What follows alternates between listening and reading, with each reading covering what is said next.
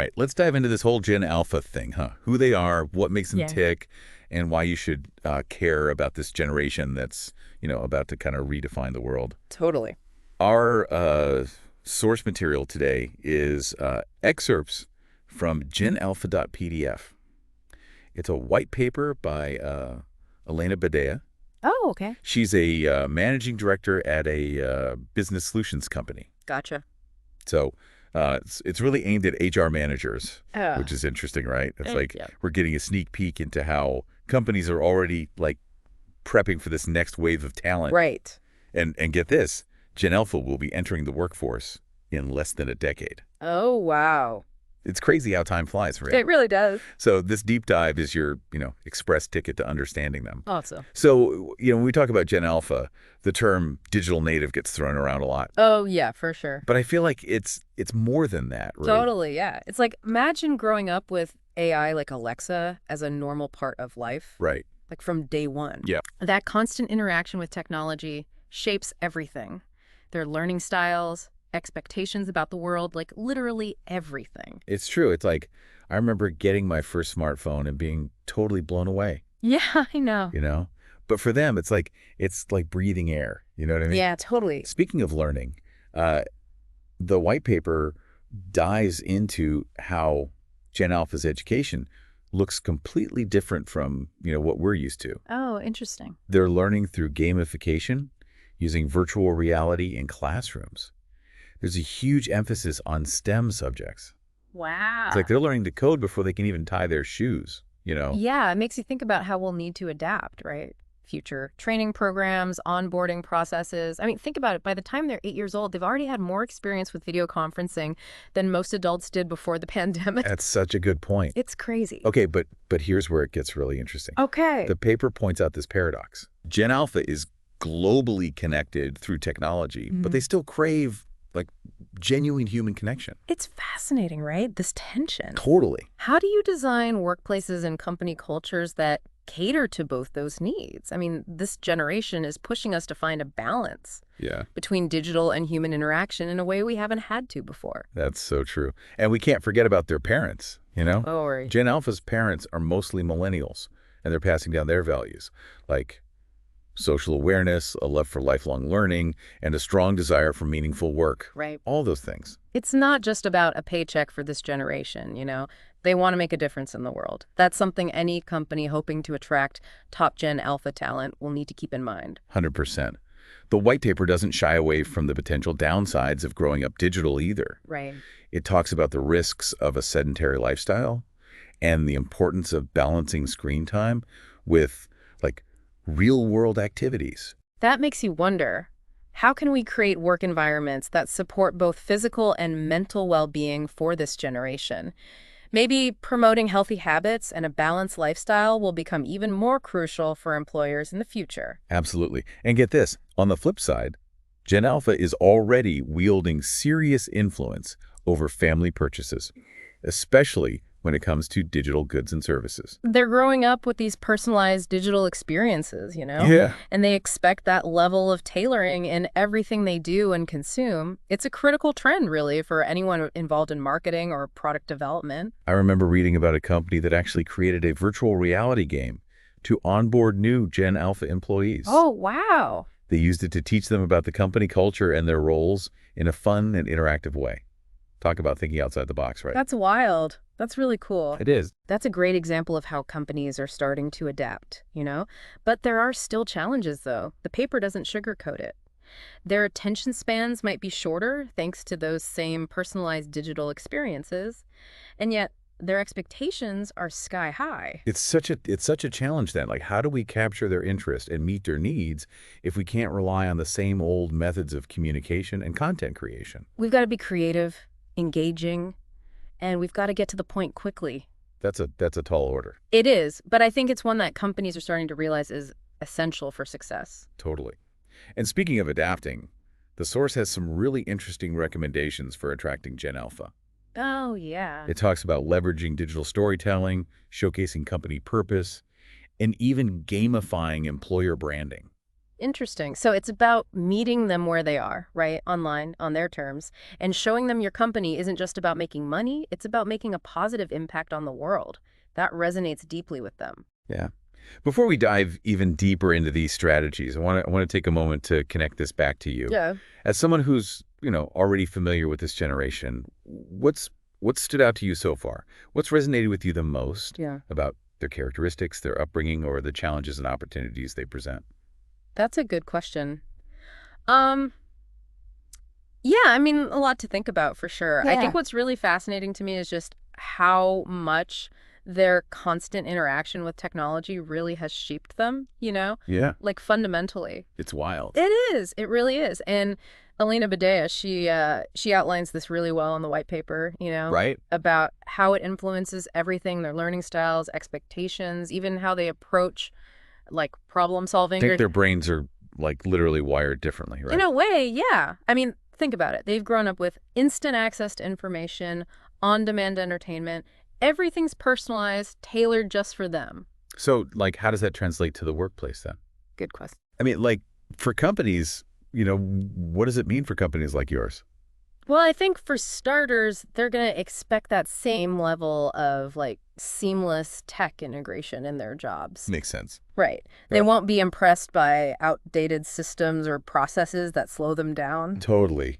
It's like they've never known a world without like instant connectivity and efficiency. Exactly. They're going to want to work with cutting-edge tools, AI-powered platforms, collaborative technologies, things that make their lives easier, For sure. Allow them to work smarter, not harder. Yeah. And the paper also highlights the importance of flexibility for this generation. I bet that resonates with you Oh, absolutely. as someone who, values work-life balance and all that. For sure. I mean, Gen Alpha, they've grown up in a world where remote work, hybrid learning, flexible schedules, it's like becoming the norm. Yeah. They won't be content with the traditional 9-to-5 office grind. So it sounds like they're going to like prioritize companies that offer them the freedom to work when and where they're most productive. Totally. Which is a trend we're already seeing across the generations, I think. Yeah, definitely.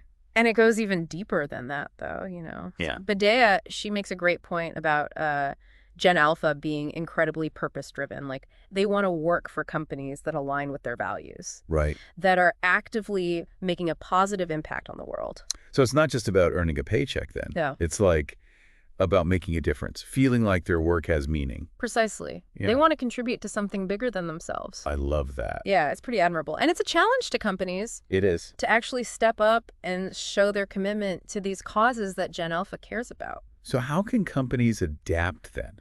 Like to actually attract and retain this new generation of talent? You must think about this a lot. I do. And I mean, Badea offers some really insightful recommendations in the paper. And it all starts with like employer branding. Okay. Remember, this is a generation that grew up with digital storytelling. Right.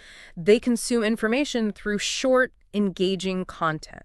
So companies need to be active on social media, like creating these compelling videos, sharing authentic employee stories. Yeah, exactly. Give them a glimpse into the culture and values. Yeah. And don't forget about gamification either. Right. Badea suggests incorporating like interactive elements into employer branding Okay. to capture their attention, make the recruitment process more engaging. Like those virtual reality onboarding games we talked about. Exactly. Think virtual office tours, online quizzes, or even like gamified job simulations. It's so cool. Right. It's right up their alley. Totally. But it's not just about attracting them, right? It's about keeping them engaged and fulfilled once they're actually part of your company. 100%. So what does that look like? Well, you got to create a workplace culture that caters to their unique needs and preferences. Think, flexible work arrangements, opportunities for continuous learning, and a genuine commitment to like diversity and inclusion. So creating an environment where everyone feels valued and respected. Exactly. Yeah. And we can't forget about open and transparent communication either. This generation, they're used to having information at their fingertips, being involved in the decision-making process. Yeah. So like companies need to move away from those traditional top-down hierarchies. Yeah, totally. And like embrace more collaborative approaches to leadership and communication. Exactly. And finally, Badea emphasizes the importance of offering them opportunities for growth and development. Right, because this generation is like ambitious and eager to learn new skills, right? Totally. So it's not just about giving them a job. It's about investing in their future, giving them clear career paths, mentorship programs, ongoing training. It's about helping them reach their full potential. Precisely. It's about creating a fundamental shift, really, in how we think about work and the workplace. We need to be more flexible, purpose-driven, and technology-enabled to truly engage and empower this next generation. It's a challenge, for sure. But you're right, it's also an incredible opportunity, Totally. to create a more fulfilling, impactful work experience for everyone. I think if we can adapt and embrace these changes, we'll be in a much better position to attract and retain the best Gen Alpha talent. Yeah. And who knows what they'll accomplish with the right support and opportunities. That's such a good point. And I'm curious to get your take on this. The source we've been looking at, it argues that Gen Alpha will prioritize purpose-driven work and flexibility above almost all else. Yeah. As someone who's already thinking about this stuff, how do you see that playing out in the real world? It really makes you think, are companies really ready to, adapt to this new generation? It's a lot. It is a lot to think about. It's not just about adding a few perks, or changing a policy here or there. It's deeper. It's about really shifting mindsets and embracing a whole new way of working. Right. But I don't know. I'm optimistic. I think the companies that are willing to make those changes, they're the ones that are going to, thrive in the future. Totally agree. We've covered so much in this deep dive, from Gen Alpha's tech savvy, upbringing, to their high expectations, to their focus on purpose and flexibility. What are some key takeaways you think our listeners should, walk away with? I think the biggest one is that Gen Alpha, they're not just Millennials 2.0. Right. It's a different generation. They're shaped by a completely different set of experiences and influences. That deep immersion in technology, like we've been talking about, it's wired their brains differently. How they learn, how they communicate, how they approach, problem solving. It's so fascinating to see how those differences are already starting to play out in the world, and what they might mean for the future of work. Yeah, for sure. And for anyone listening, who's involved in leading or managing teams, I think it's crucial to remember that attracting and retaining, top Gen Alpha talent, it's going to require a bit of a different approach. Companies need to really embrace technology, offer flexibility, and most importantly, show a real commitment to, purpose and values. Yeah. Actually walk the walk. It's funny because I think that resonates with everybody. I think so, yeah. Regardless of generation, Right. We all want to feel like, our work matters. Absolutely. Yeah. We want that sense of purpose. And Gen Alphas, they're holding companies accountable. They are. All right. So before we wrap up, I want to leave our listener with that final, thought-provoking question we promised.